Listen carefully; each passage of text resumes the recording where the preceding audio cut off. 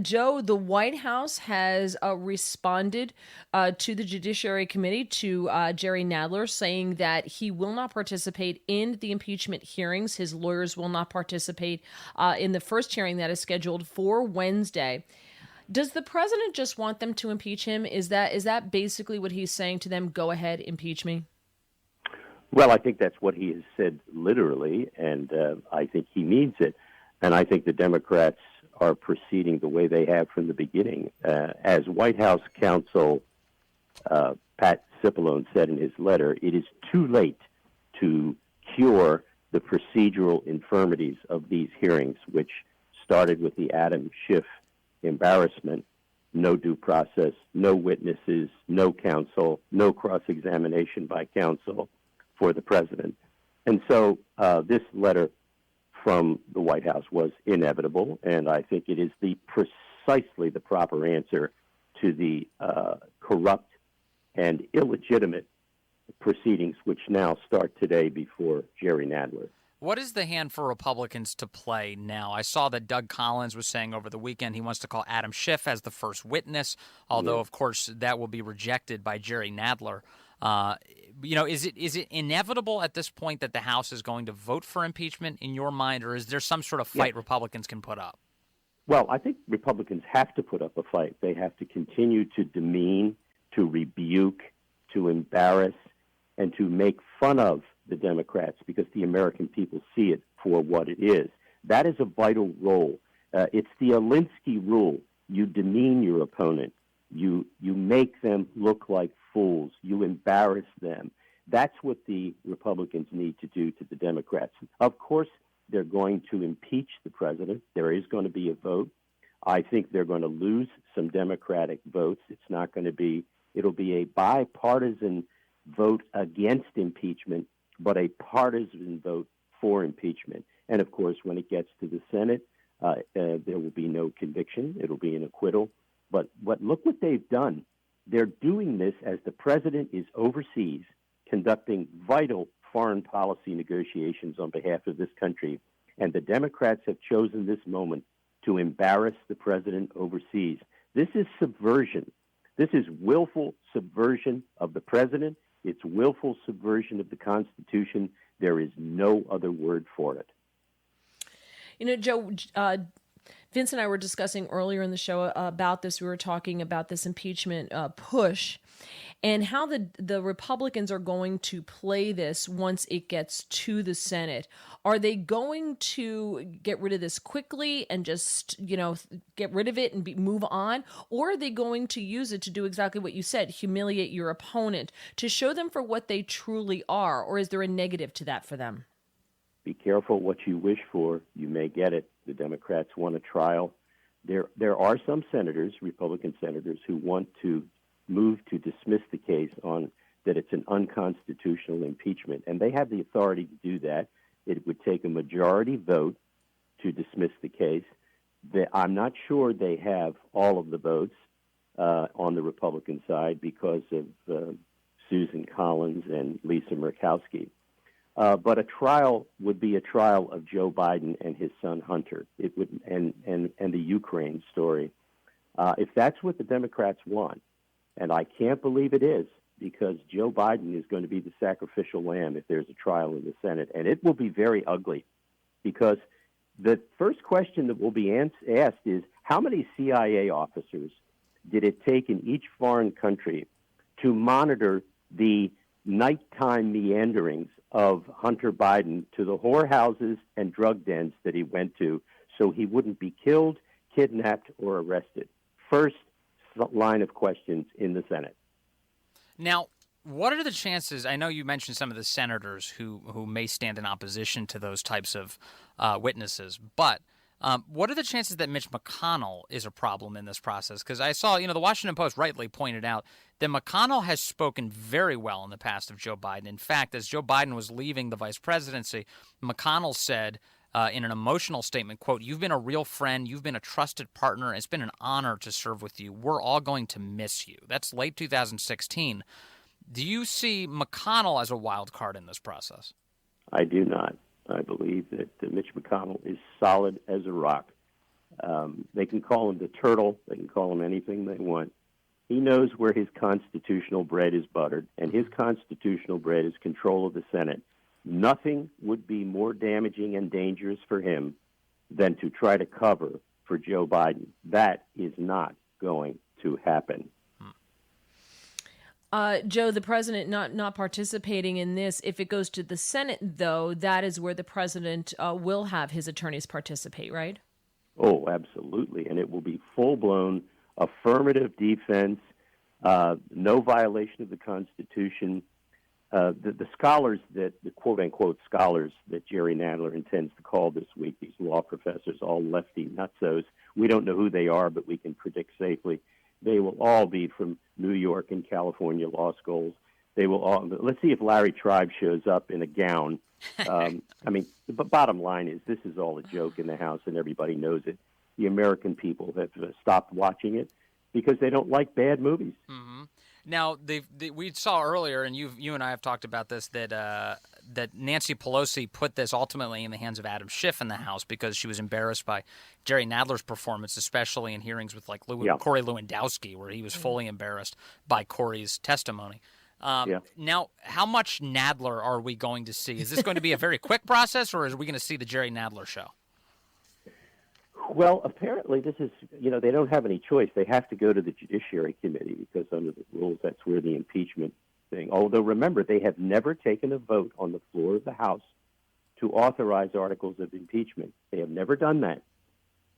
So we shall see. I mean, Jerry Nadler is obviously going to run the show. He clearly has lost many steps. He's an incompetent. He can barely speak. He can barely walk.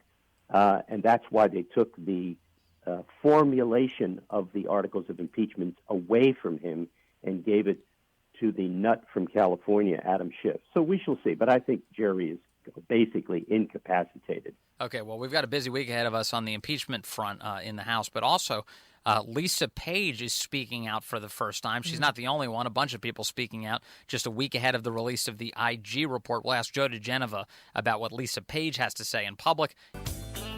We're here with Joe diGenova and lawyer extraordinaire, political commentator extraordinaire. Joe, talking about Lisa Page, she has surfaced. She came out because the president at one point during a rally in October screamed out, "I love you, Lisa. I love you so much. Lisa, she's going to win $100 million to nothing. Just in case she doesn't win, we've got an insurance policy." And Lisa Page gave an interview to the Daily Beast in which she says, honestly, his demeaning fake orgasm was really the straw that broke the camel's back. And there are some people who are saying, well, that's not what he was doing there. Go for it, Joe. I mean, just the image of her and Peter Strzok is enough to really give you a Saturday Night Live skit with fake orgasms. I mean, give me a break. She's obviously cut a deal to cooperate, otherwise she wouldn't be granting the interview. She's not going to be charged. That's fairly obvious, or she wouldn't be granting interviews to the Daily Beast. She's irrelevant, actually, now. The real game is Durham and whatever Horowitz is going to do. I'm so sick of reading the speculation about what Horowitz has not concluded that I've stopped reading the stories because they're all BS from the Brookings Institution and Lawfare. By the way, she's a function of Lawfare. James Baker, the defrocked, disgraced FBI general counsel, is there at the Brookings Institution in that little group called Lawfare, which is a Democratic funded research operation at Brookings Institution. So they've trained her well to go out and try to make a name for herself against the president, but it's a big mistake. She's not helping herself, I can tell you that. I don't think I'd hire her for my security company. Yeah. Well, she's, it may hearten you to find out she's very concerned about the reputation of the FBI and the DOJ being tarnished now. Well, when all is said and done, the annals of the FBI, there's going to be a rogues gallery. There's going to be a special hallway in the basement of the FBI where there will be pictures which will be draped in black crepe with pictures of Comey and McCabe and Strzok and Page and Baker and Rybicki, and the list is endless. It is fascinating to me that the New York Times and the Washington Post have made heroes out of people who were found by the Inspector General their loving, their gracious, their wonderful democratically appointed inspector general who found them all to be legal thugs. But the New York Times and the Washington Post love them. I hope they continue to do that, because as they do, their readership goes down. I love it, every minute of it. Joe, I want to ask you about a character we haven't heard about in a while that you've spoken well of. Admiral Mike Rogers, formerly of the head of the National Security Agency, has been a quiet figure in all of this. Is it your impression? Do you suspect that he has spoken with Durham and that he's a part of sort of rooting out the problems in our government now? Oh, absolutely. I can assure you that Admiral Mike Rogers, the great, great hero of this entire story, because remember, he discovered the illegal spying by the Obama administration, FBI, and Justice Department in 2016. He alerted the FISA court, which then shut down that avenue of spying by Fusion GPS and others into databases about Americans. It was as a result of that shutdown that the FBI then had to figure out a way to continue to spy on the Trump campaign, and so they went after Carter Page and got the illegal FISA warrants. Admiral Rogers is a great American hero because he went to the court without telling Ash Carter, the Secretary of Defense, the Director of National Intelligence, Clapper, and John Brennan. And when they found out about it, they asked President Obama to fire him. And Obama would not, because he knew it was too late. And that would be the unraveling of the scandal, which Susan Rice memorialized on Inauguration Day. So bottom line is, Mike Rogers is a great American hero, and that's a book I'd like to write. Maybe he's writing the book for all we know. I hope so. Yeah, because that's a part of the story that a lot of us don't really know. I was just listening, fascinated as you were explaining that. Well, that's the secret sauce. I mean, there it is. That's why we have this scandal. That spying started in 2014. The FBI was using contractors to illegally access databases of information about Americans. That's what Admiral Rogers discovered. That's what he reported to the FISA court. And that's what the FISA court reported on in 2017. It's an amazing story, and it's a story that the New York Times and the Washington Post have studiously avoided, because it is a hangman's noose around the neck of the Obama administration. Joe, just quickly here, what do you think is going to happen when we get this report coming out, and as we start the impeachment inquiries? This is all going to come to a head at the same time. Is the release of this report coming up going to affect the impeachment hearings at all? Oh, I doubt it. The Democrats are set. They could care less about the illegality and unconstitutional behavior of the Justice Department and the FBI under President Obama. The Democrats have long since sold out any allegiance to the Constitution. As I said before, their behavior with the president overseas conducting negotiations with these hearings is just nothing short of subversive.